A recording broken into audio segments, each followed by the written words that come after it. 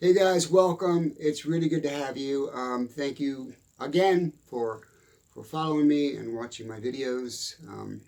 It's just amazing to me how this is growing, how the philosophy is growing, and how people are being so supportive. I really appreciate everything you guys do and giving back, and it's really cool. Um, on this video, I want to talk about how you can basically quit anything. Okay, without any drugs, without any medications, without any um, substances. Um, if you are trying to quit smoking, if you're trying to lose weight, quit eating the wrong foods, fattening foods like too much processed foods, all that kind of stuff. We're gonna dive deep into how you can do that and how what I do in my life to to stay fit and to stay healthy. Um, First of all, I want to say that I used to smoke, and I quit. Me personally, I quit. One day, I knew that once I got away from my peer group, away from people that did smoke, away from that environment, I knew that I probably could quit, and that was my carrot. So once I got to that point and I moved out of that environment and out of that community that I was living in, I remember driving into a drive up to a 7-Eleven, and I bought a pack of Camel filters, and I went and I sat in my car and I thought to myself, I'm not going to let this control me anymore. I'm not going to let this control my life anymore. And I knew that it was bad for me. And so, me personally, I literally crumpled up the pack of cigarettes, threw them out the window of the car. Sorry for littering. Never smoked since. That was me. But a lot of people can't do that. A lot of people just don't have that deep down gut determination to do that. So over the years, I wanted to come up with a formula or with a class that could help you. I'm going to set the flippy down. Oh yeah, by the way, don't forget about my coffee cups and my logo. If you go online trying to find me anywhere, I just look for that logo, and that would be me. Um, Back to the subject. So I taught a class at the Coalition for Homeless Men's Center in Orlando, Florida, for about a year, and the main subject in there was basically getting off substance abuse and getting off, quit smoking, and getting back on your feet and getting back a better life. And so one day I walked into the class, and I had a couple of my buddies in there. One guy's name was Al, and Al smoked constantly. He was out in the courtyard, always smoking. And we had a conversation. He says, God, I wish I could quit smoking. Just because when I'm really, really hungry and I'm on the streets and I was homeless, I would spend my money on cigarettes, $4, $5, $6 a pack. I said, food. And it's just a horrible way to live. And I said, I'm going to show you how to quit smoking. And he said, okay. So I worked with him, and Al was able to quit. And hopefully to this day, which it's been about, 7 or 8 years since I did that workshop. But hopefully he moved on. He got a better life, and he quit smoking. Long story short, so I decided I would do a class on it at the center. And it was very successful, and the majority of the men that came in, I would have an average between 25 or 30 guys in my class every day. And I did a class on Sundays. I think it was Sundays and Wednesdays. And on the Sundays, I did the thing about quitting smoking. How I did it is this. Most people, and I'm not going to direct this toward you, but most people will not quit for themselves. They don't want to say, okay, I want to quit smoking because I need to quit smoking. But they'll quit for somebody else. And I'll give you an example. And the example is this. You can take a mother that has 3 kids or 2 kids that's living hand to mouth. They're living with food stamps, whatever. She will suffer for her kids, so her kids won't suffer.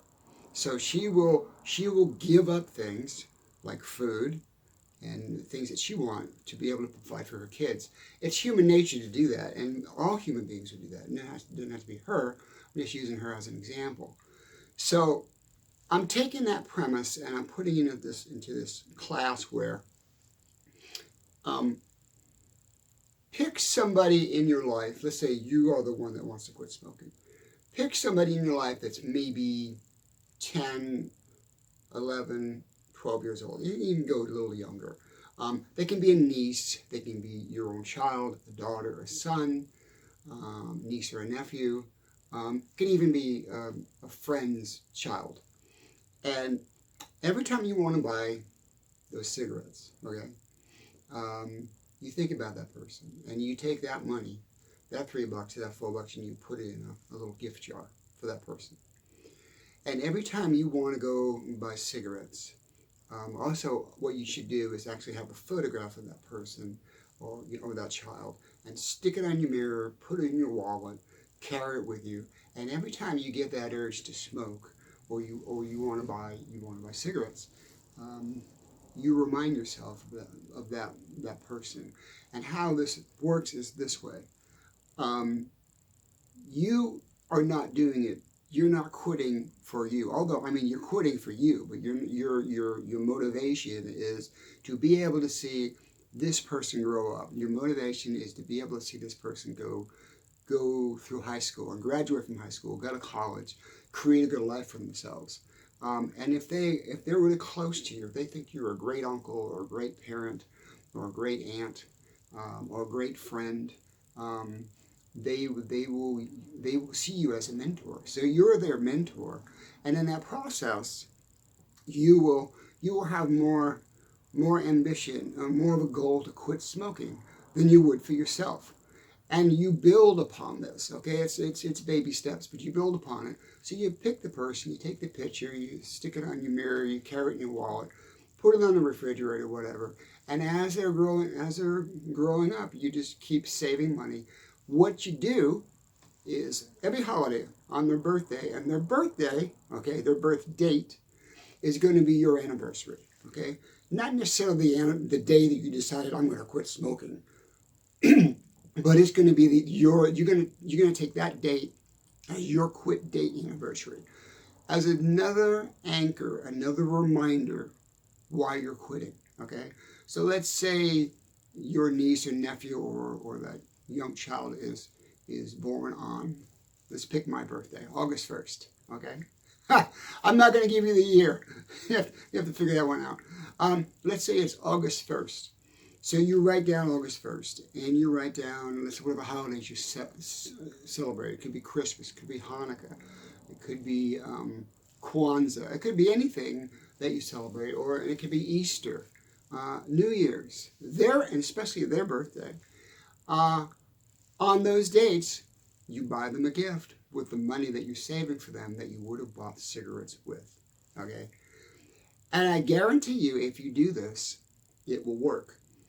Back to when I was talking about the Coalition for the Homeless Men's Center. When I started the class, I would go into the class and I'd say, okay, guys, who wants to quit smoking? And I'd get a raise of hands. And I could see it in the face. Some were serious. I'm like, what is this guy up to? He's going to take my cigarettes away. And I said, it's totally up to you guys. If you want to give me your cigarettes, I'll take them. But here's the rub. I'm going to give them back to you after the semester, after this course is done.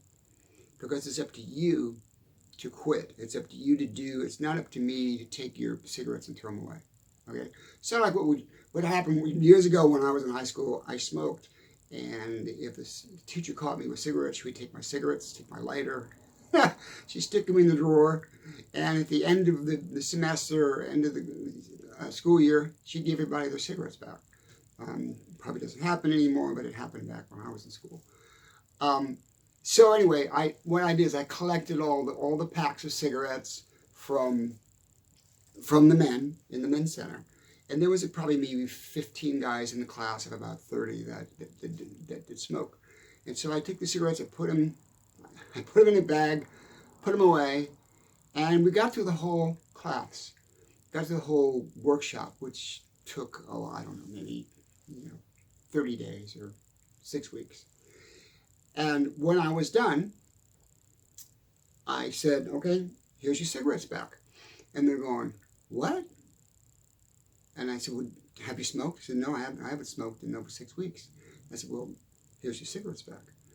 And the reason I gave them their cigarettes back was not because I thought they would smoke, but they're broke and they need money. And when you're homeless and you're on the street, you can sell a cigarette for $1 a piece. That's the way it works on the streets. And so, not that I'm encouraging that, but it's their cigarettes, it's their thing. It's like taking away a pair of sunglasses. They own it. It's not mine. It's not my call to keep those. So I gave everybody their cigarettes back, and they looked at me like I was crazy. And class was dismissed, and we were done with the workshop. Anyway, long story short, again, come around again for the second session, the second class that we did. Totally different subject. Had a lot of the same guys in there.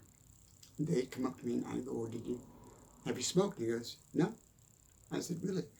He said, that really worked. That really worked for me. He said, I took a picture of my uncle's son that I want to go fishing with. He says, and when I look at it, I think about, I want to get myself right. I want to get myself clean. I want to get a job. I want to get back on my feet so I can spend time with Jake, which is my uncle's son, and he's like 9 or 10 years old. And you're right, I've been saving money for him, and we're gonna buy the stuff we need to go fishing, the fishing rods and the tackle and the bait and the time, to go fishing with my buddy, and that's really value to me. That's really of value to me. One thing I want to say real quick, and I've said this in other videos, every once in a while I'll stutter on a word or I'll mix words. That's just the way my brain works, because I don't know why, but it's my brain wants to push out stuff quicker than I speak. And that's just who I am, and that's the way I am. So most people understand that. If you're new to me or new to my videos, if you see that once in a while, that's why I do it. I'm not going to go back in and edit things and make things slick and clean. And, I'm about being real, bringing you real substance, real content, real information that works, okay? It's not about all this BS that you see a lot of times on YouTube. Back to the subject. So, he wanted to go fishing with Jake. So that was his carrot. So, you, okay, I'm pointing at you. Whoever you may be. I know my finger gets bigger as it gets close to the camera, but that's cool. So keep my finger up here. I'm pointing at you, and you. Any of you that want to quit smoking or quit any kind of a bad habit. This absolutely works if you follow what I'm saying. Okay, it's not no pie in the sky thing. It's not an imagination. It's not wearing a patch and all this other crazy stuff you got to do to quit smoking. It's just a matter of determination. And so that carrot or that anchor up there is pulling you to get through this, to do it. It's a magnet that's just going to pull you and keep you focused on this, okay? And I know you can do it. I absolutely know you can do it. It's not rocket science. So, first things first. Start in the morning, get out, and when you buy a pack of cigarettes, go ahead and buy a pack of cigarettes, take them, and put them in an envelope, I don't care, put them in a drawer, as a reminder, but then say, okay, what am I going to use as my magnet? What am I going to use as my guide, my anchor, my rock, my fortitude to dig deep and say, I'm 30 years old, 50 years old, 60, whatever my age is, and I want to live long enough to go fishing with Jake. I want to live long enough to see my granddaughters. I want to live long enough to see my daughter, my son, aunt, son or nephew, niece or nephew, graduate from high school. I want to see that. And it's how this works is it's not for you. It's for them. It's for them. Even though you're getting the benefits, okay, you're reaping the benefits from doing this, but it's really for them. So if you've watched my other videos about perception and belief, how I talk about it's all perception. Everything we do is everything's how we perceive things. It's how you perceive things in your mind. And so if your subconscious mind perceives that this is a need for you, not a want, we talked about that before. This is an absolute need that you must do this, you'll be able to follow through with it. And once you get over that arc, once you get over that hill, that first 3 or 4, 5 weeks, you're going to be fine. You know, like I said, I smoked before, and I know that first week is rough, and the second week, and every once in a while you smell that cigarette, or you can, boy, I want a cigarette. But you can do this. I know you can do this. And if you decide to do this, please do me a big favor. Put some remarks in the comment section on the video. Say, yeah, I'm doing this. This is my 2nd week or 3rd week or 4th week. I'm doing well. I'm doing great. I'm not doing well. I'm doing whatever. But just give me some feedback and let me know how you're doing, okay? And we'll take it from there. Back to Winston. I keep saying I'm going to do a video on Winston, but I thought this was more important than trying to give you more information about my philosophy. So me and Winston, my buddy, are going to do a video on immersion and eventually. So just hang in there. We're going to get it done. If some of you that don't know me, I got a book coming out called Common Point, The Understanding of Life Empowerment. It's about immersion and how it's about common point immersion and how you can immerse into anything and change your life. Okay, and how it's amazing. It's amazing philosophy, and that's getting finished up. So I pretty much have it covered. You can do this. Find that person, and you can do this. And I'm going to leave you this, okay? And this is a quote, and I'm not sure if it's an original quote, but I have it in my book. But hey, I'm just going to use it anyway because I can. And this is very important to me because I see a lot of people that are more into what they look like on the surface instead of what they look like and what they are internally, okay? So I want to leave you with this quote. Leave your mark on the world, not your body, okay? Meaning, leave your mark, do something profound with your life. Leave with meaning. Leave something don't leave your mark on you. In other words, what you wear, what your clothing or anything that you put on your body, anything you wear on your body, even religious icons. Leave your mark on the world, on how you treat people and what you and how you respect other people and what you give to the world. Leave your mark that way, not by exterior images or superficial images on your body or what you wear, because that's where your value is. That shows the value of you. By leaving your mark on your body or by what you wear or the color of your hair, any things that we see, the fashion of the day, it tells me more about who you're not than what you can become, okay? And I'm not saying that as a judgment call. I'm being a little judgmental, but I'm not judging you. I'm just saying, focus on leaving your mark on the world and do something great in the world while you have your time here. And I want to leave you with one other thing, and I have this in my book as well.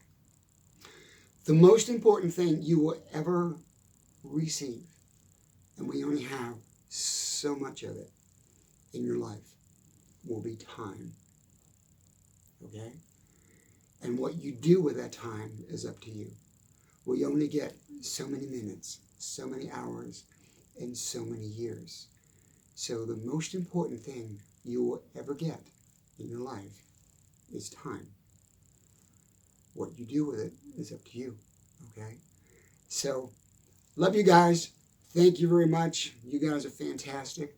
You can do this if you want to quit smoking, you want to quit drinking, you want to quit drugs. You can use that formula, and I guarantee you, if you follow through with it, it will work, okay? Talk to you guys later. Bye now.